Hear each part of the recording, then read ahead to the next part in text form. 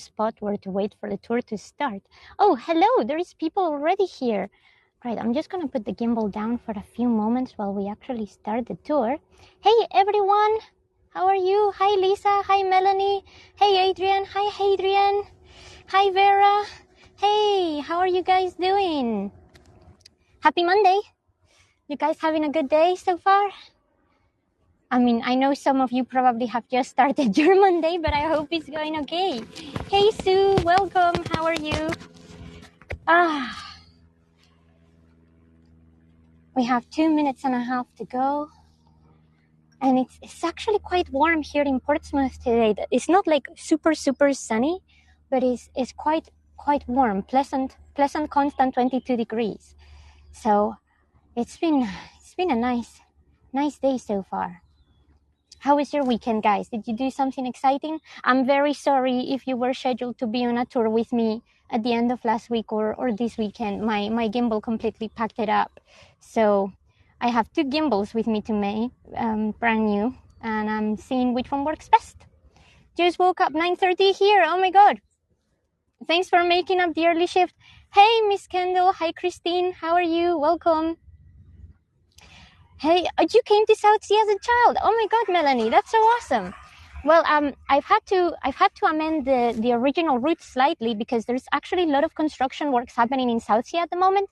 So I've done a couple of adjustments, but I hope it will give you good memories. We will still end up in Clarence Pier anyway, so I'm just gonna have to navigate the rest of Southsea a bit smartly through the park.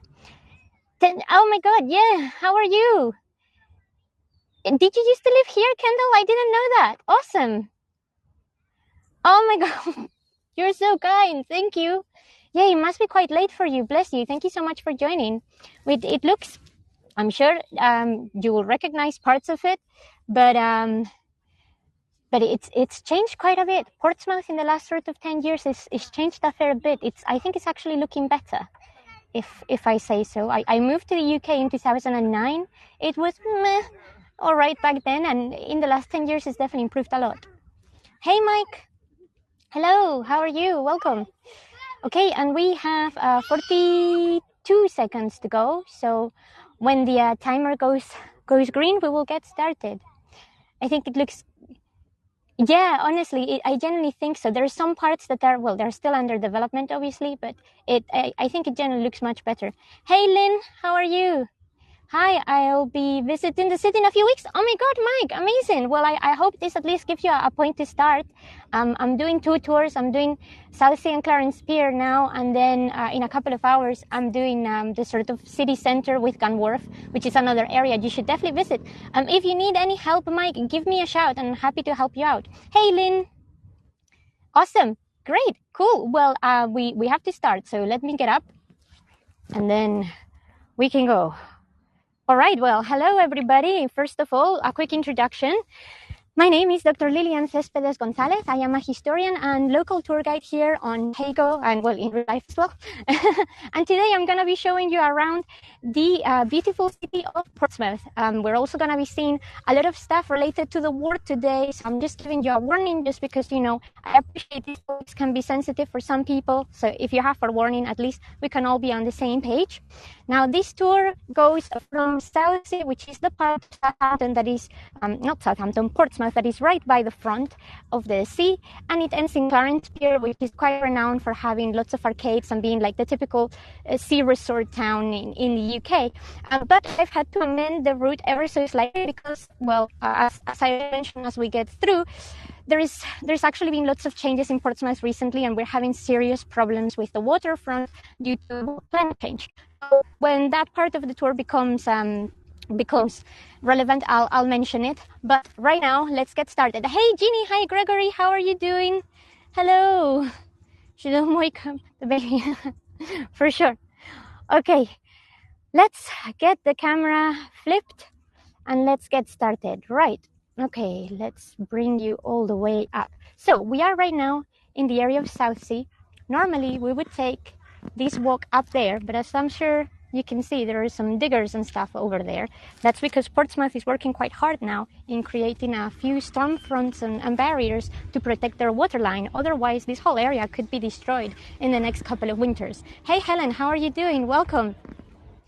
So normally we would go over there. That's not going to be the case today because, well, it's quite noisy and actually quite unsafe. So instead, let me give you a quick preview of Southsea Castle instead. Now, you may be actually thinking, this doesn't look much like a castle. Hey, Brenda, how are you doing? And indeed it doesn't, but at the end of the day, a castle is a fortress, and that is what Henry VIII actually develops here in the south coast of England in Portsmouth. And the reason why this castle actually is put in here is mostly to create a network of different fortresses across the English Channel to protect Britain from an attack from the French. In this particular case, Henry VIII had a couple of run-ins with the French forces of Francis I. So this was the pioneer castle of all of those fortresses here around the south coast of England. And it was actually very important during later conflicts, particularly at the time of what in English we call the Peninsular Wars, and what, well, me coming from the actual peninsula where the war happened, I call the Spanish Civil War of Independence. So we will see a few more of these fortifications as we go through the line. My friends are working on making, oh my God, that's so awesome. That's so awesome, Kendall, because it is actually quite hard. The reason why Portsmouth and particularly Southsea has been quite afflicted by the storms, well, it's because we're completely open here in the channel. You're gonna see some pretty cool views now and later of the seafront, and as you will see, well, when the channel gets nasty, it does get nasty. The Atlantic doesn't mess about. So unfortunately, the last few winters we've had quite severe storms, also floods and water level risings. So they've had to design this very complicated piece of engineering to actually try to create extra defenses at the front line, because otherwise this whole area of Southsea gets completely, and I mean completely, soaked, and it's just unable, you can't get through it essentially. Hey DT, how are you doing? Is the roller rink still operational? I think it may be, Ginny. I'm not entirely sure. I wasn't paying attention today when I came through, so we will find out in just a few, I guess. Now, the reason why I've also brought you guys here is because this building that I'm literally just passing by is the D-Day Story Museum. It actually just reopened straight after the pandemic, and they have a couple of new memorials from the war, such as this one, which I think is quite lovely, and I thought many of you may want to see it, since I know several of you may have connections to D-Day. So this was literally just put here in just at the end of 2021, and it's supposed to be a peace memorial more than a war memorial. It was actually donated by the city and the people of Caen. So I thought it may be a nice one to join in. I've seen videos of my friends in their cars. Yes, it generally gets quite scary. I'm not exaggerating it one bit. It actually, you will be able to see it once we actually cross over to the World War II Memorial. You will see the damage that is actually done in the park. Hey Debbie, hey Becca, how are you doing? Welcome to Southsea in Portsmouth. Right, well, the D-Day Story Museum is actually a brand new museum that they've opened up, explaining how Portsmouth contributed towards the landings of D-Day. And in case you're wondering, the contribution of Portsmouth towards the war in general was huge because, well, this is a town where the Royal Navy has been settled for, well, hundreds and hundreds of years. Therefore, of course, we had the Navy here, but on top of that, we actually served as a port to collect all of the people heading over to France from all parts of the world. This is the entrance to the D-Day Story Museum. And it's actually, since they've revitalized it, it's gotten a bit bigger. They have a couple of new things, and the exhibition is new. And one thing they have in here, which unfortunately we cannot see today, but I'll hope to get some copies of it at some point, is the Operation Overload Tapestry, which is essentially like the Bayeux Tapestry, but about what actually happened here on D-Day. Now, over here, they've actually put several bits to commemorate all those people that actually went over and fought for their country and unfortunately died. So let me show you a few names in the wall. The pieces of bronze that you see standing here, by the way, say the word remember in pretty much all the languages that affected the war. And as you can see, there are still a few crosses and a few poppies. That's because, well, of course, the vast majority of these people don't actually have a grave. So this is the only way they can be commemorated. Hey, Leslie, welcome. How are you doing?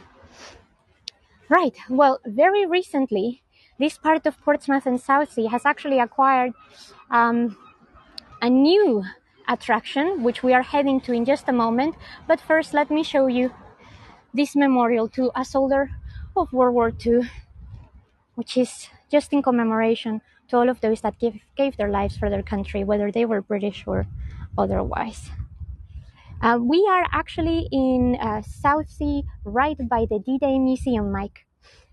Hey, Wendy, welcome.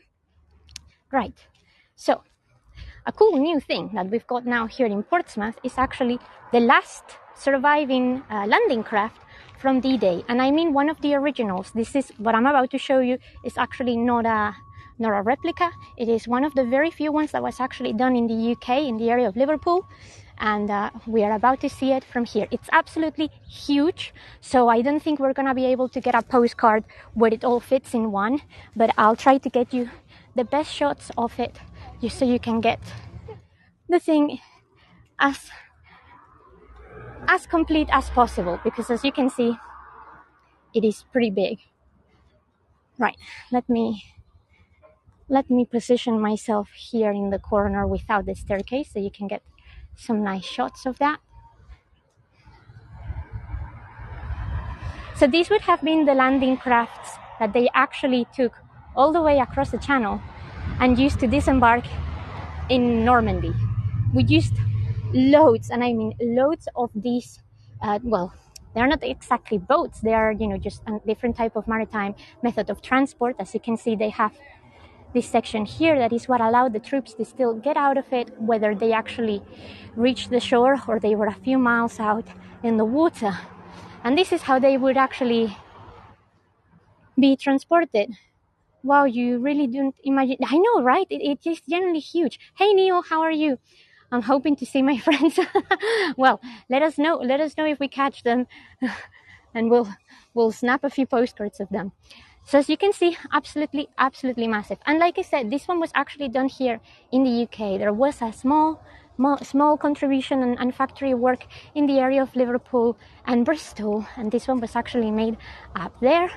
The vast majority of them, though, came from other parts of the Allied countries, mostly from the United States. Right, let us now get to the other corner so I can give you the back view of it, because it is, as you can see, absolutely humongous. Hey, Terry, how are you doing? Welcome to Portsmouth and Southsea. Right, okay, let's get the other shot from here so you can have at least the cabin and the observation point.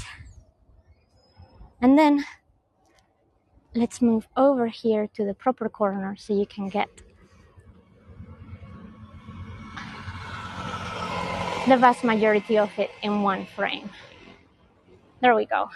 That's the best that we're gonna get. It's almost full. But yes, so these things could be transported literally just dozens and dozens of men across the water and allowing them to land more or less safely. They were not as bad as it looked in the movies. They were actually quite resilient pieces of equipment. Of course, the issue is that, well, the Atlantic is not, and the Channel aren't particularly nice waters to cross.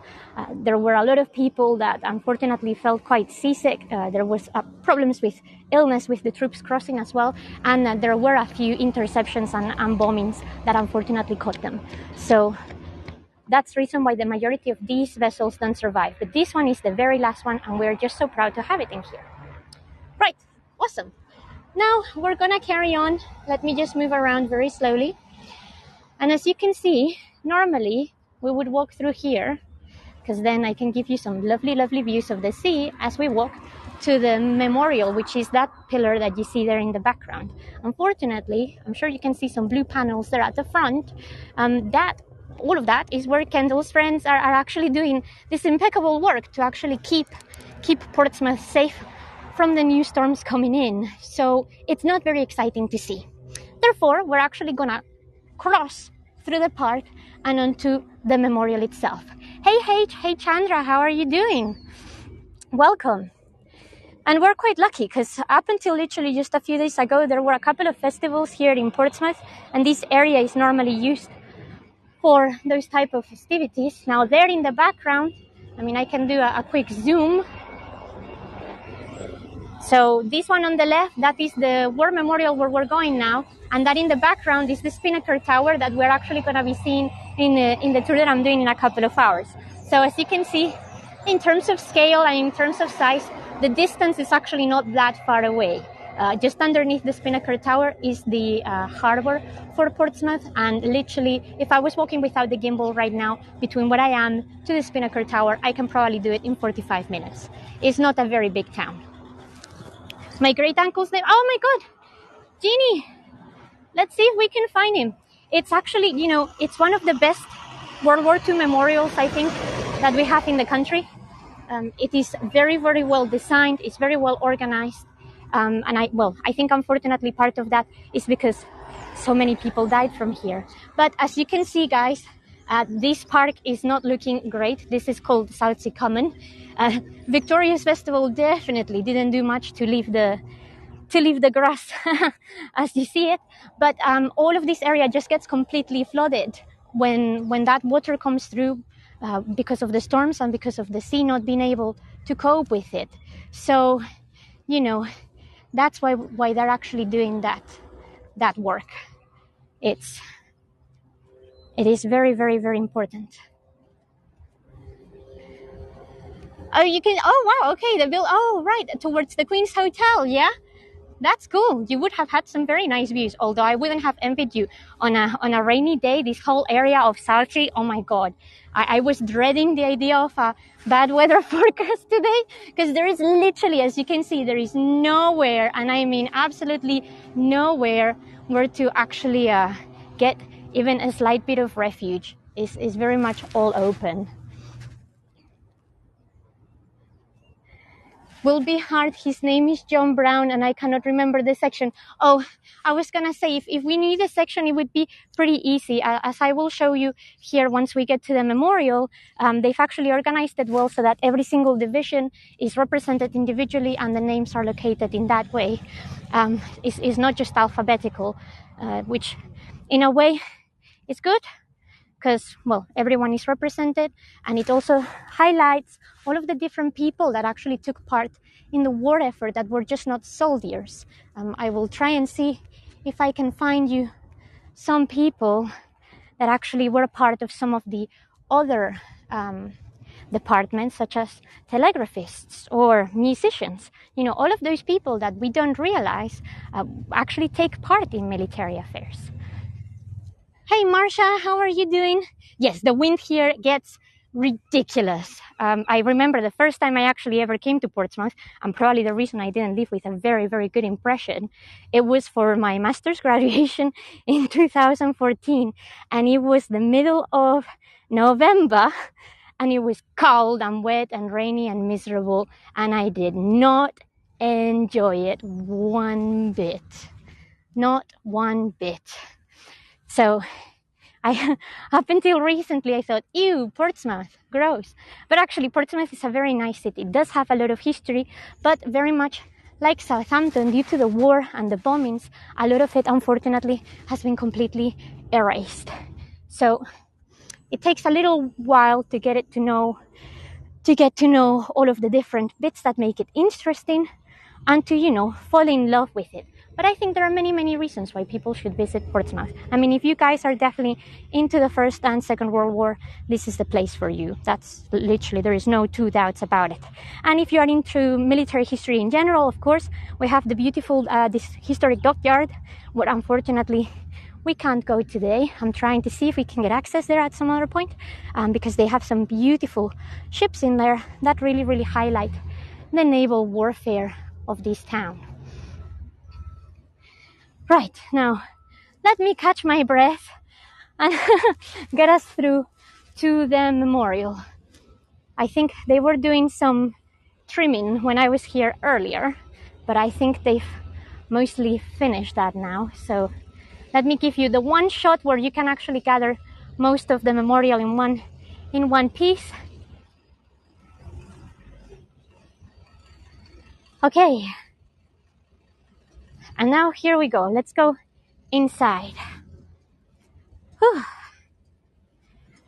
It's as you can see, it's not like super sunny, but it's actually very stuffy. Being by the port means that the humidity levels here are quite pronounced. So of course it can get a bit much. So as you can see, that's the memorial. So the top part of the memorial, the monolith in there, is actually commemoration to the First World War, and everything that you see here on the lower level is actually Second World War commemoration. Now there is a lovely gentleman watering this side of the garden, so I'm not gonna bother him, and I'm not gonna get the gimbal wet, but we're gonna cut through here and I'll give you a sneak peek from the other side of this side when we are on the other half.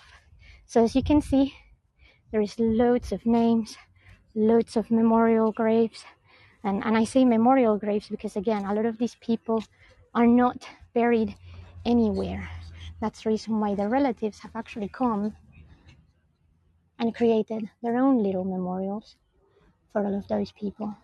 And normally around Poppy Day, which is the 11th of November, this is always very full, as you can see, it's very well attended, but around Poppy Day, it does get completely full up. Now, just to give you a sample of people and their profession, here we have able seaman. There is quite a lot of these because, well, an able seaman was just an ordinary person in the Navy. So we have several of these partitions dedicated to them.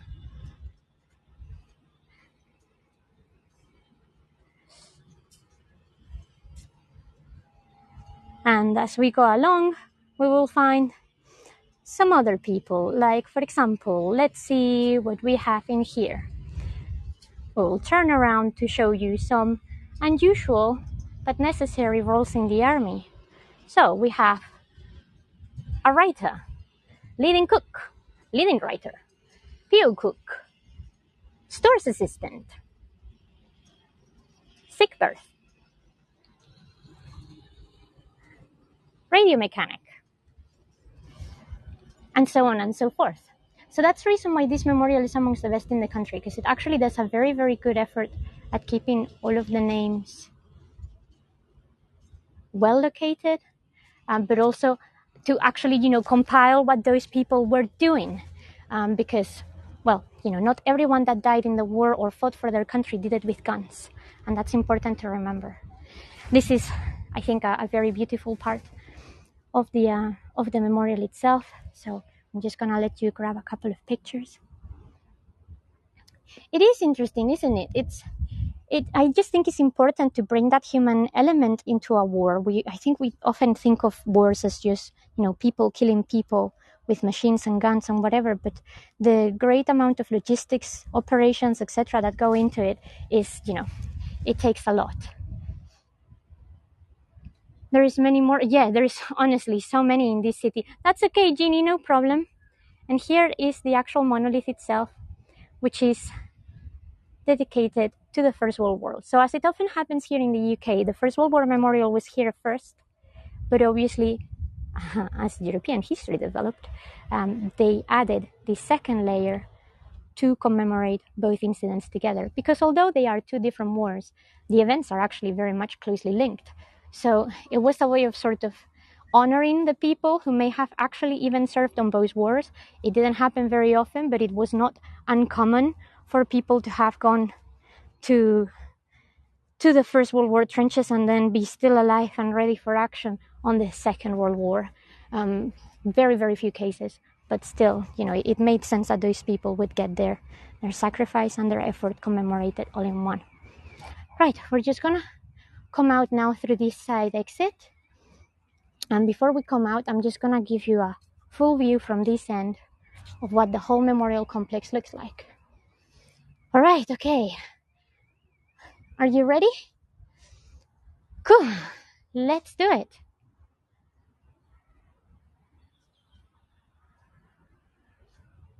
So that's the entrance. One of the entrances. We've actually come from the one in the back. And as you can see, this is the monolith from here. Let me see if I can get most of it in. There we go.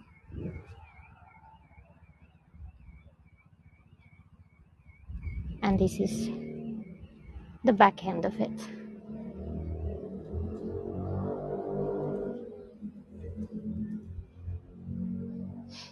Okay, well, we will say thank you to the War Memorial and we will keep going because now we are in the open area of Southsea, so I can actually show you the views, and we will get now to the area of Clarence Pier. But for that, I need to first get out of here first. There's a few steps, so please bear with me. Meantime, have a better view of the monolith. I will look at the floor though, you look up. Okay, awesome. We are in the clear now. And this is normally what Southsea looks like. And the reason why you wouldn't be able to actually see anything is because the water is right there. So with those big blue screens that they've put in for protecting the seafront, it's a bit hard to get a nice view. But now we're here. Now something must be happening because I see some people with some form of rescue equipment to our left. So hopefully everything is okay, but I'll keep an eye out. I know they've been doing lots of different rescue missions. But there you go, see? This is the problem that we have. That shouldn't be like that. That should all be conjoined and actually okay, which is the reason why all of this is now cordoned off and why we can't actually get all that close to the sea. What was the land over the water? Just over there, right in front of us right now, Mike? That's the Isle of Wight. I'm going to give you a better shot of the Isle of Wight in just a few, because there is a better area to capture that. But we will get onto that in a second. The Isle of Wight is a body of land that is just detached from mainland England here in the south coast. It is technically still part of the region of Hampshire, which is technically where Portsmouth and Southampton are, for example. Normally we refer to the county as Hampshire and the Isle of Wight, but the Isle of Wight still, well, as it is, as you can see, very separate, it still has very much their own governing bodies. We do have two different services that go over there. You can go there by boat here from Portsmouth. It's about 15 to 20 minutes. And then you have the hovercraft, which I think is a terrifying idea. I don't know why anyone would get into essentially an inflatable machine with two ventilators at the back to cross the channel. But hey, I hear it's quite fun. Well, I don't deny it. It just makes me think, but what if something pierces it? But yes, so that area that you see all around there, all of that is the Isle of Wight. Well, this side here on the left is not already. That's already starting to be part of Gosport, Southampton and the Solent. But everything here from that little white dot in the horizon to there is the Isle of Wight. It is. Not just in the UK, actually, it's one of the ferry itself is the most expensive ferry in the whole world because of the amount of money that it costs to actually get through. I'll keep on talking and we will chat more about that. So like I said, it only takes about 15 to 20 minutes on a normal day. Obviously, as you can see, the water can get a bit fierce in here. I don't know if Kendall has ever gotten stuck on the ferry to the Isle of Wight coming or going, and you can spend literally 50 minutes to an hour and a half waiting for things to calm down just so you can come back into port. But currently, and Kendall, I don't know if the prices have changed much since you were here, but currently getting into the Isle of Wight ferry for essentially a 20-minute journey is £20, which is a lot of money. And that's if you go just by yourself. The Isle of Wight infrastructure is actually quite, well, basic. It's easier to get around by car. The buses and the trains are definitely quite limited. If you are getting the car into one of the big ferries, you're paying already the best part of £50. So it's particularly severe. And yes, the hovercraft, because it's not just a method of transport, but perceived as a, bit of a touristy attraction, it definitely costs a lot more than it should. So you're essentially paying £1 per minute that you spend in the in the transport over to the Isle of Wight, which is, well, a lot.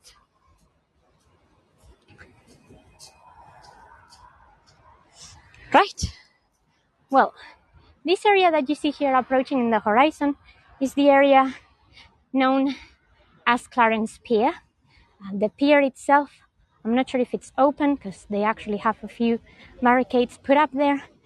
But this is an area where you have the typical things that you find in the vast majority of British sea resorts that got developed during the 19th century. That is where this part of Portsmouth actually gets its proper development. The 19th century, alongside with the tourism that starts in Victorian times, because people wanted to come here to the water as they perceived it to be, well, cleaner, healthier, better for the body and the soul in general. Right, I'm just gonna approach the area carefully. This is quite a bumpy road. There is lots of holes in the ground, so I'm actually looking down instead of actually looking up. So bear with me while we get there. Hey Des, how are you doing? And there is also a couple of more memorials that I would like to show you as we get there, because there is one of the anchors here to commemorate the Battle of Trafalgar. Now, as you will find out more about in the next tour that I'm doing from Old Portsmouth to Canworth, the city of Southampton, particularly because of the Royal Navy, had a huge impact in the development of the Peninsular War, and Trafalgar was a huge victory, particularly for this town, as the vast majority of the sailors who were actually taking part in that affront were locals, were from here. But here you also have some other lesser known memorials.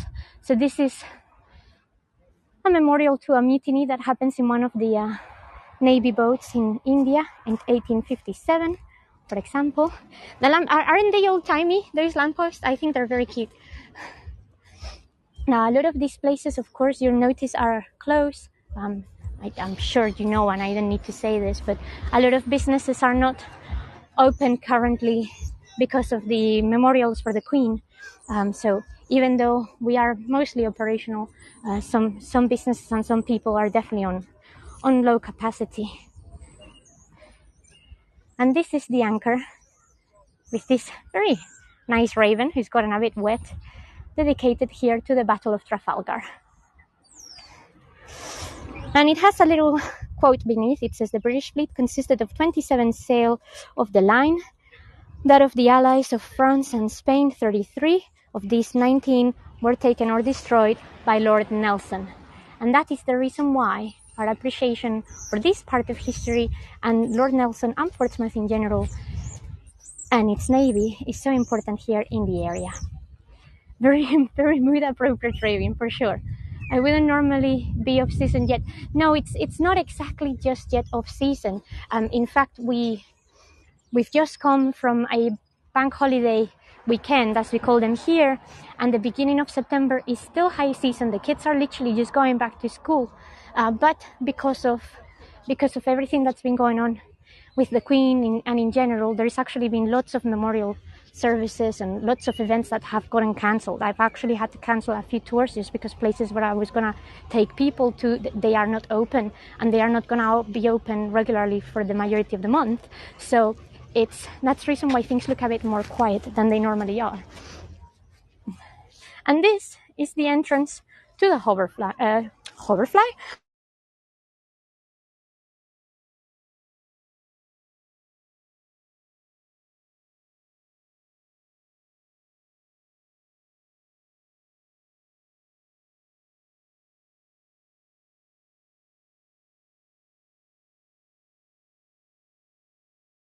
is from the Isle of Wight.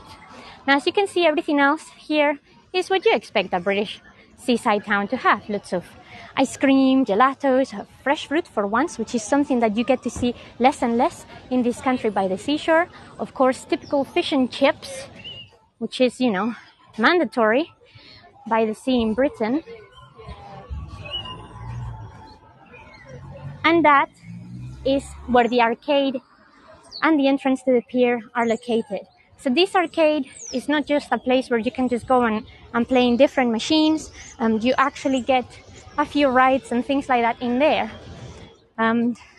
Normally we can go in. So just as a warning, I'm just gonna get in and pass the arcade so you can see what it looks like from the other side. But it's just gonna be a bit loud for a moment because, well, there's lots of machines happening. So bear with me one sec.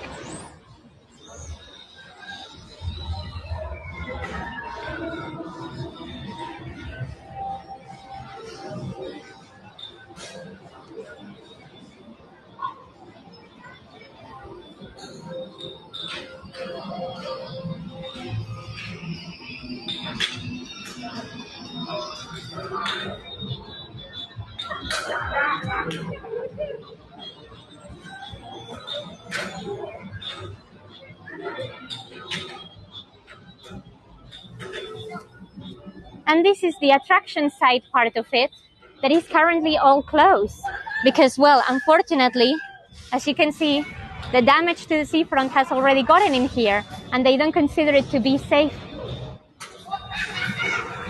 So we can't go out that way, but we'll just come back out the other way.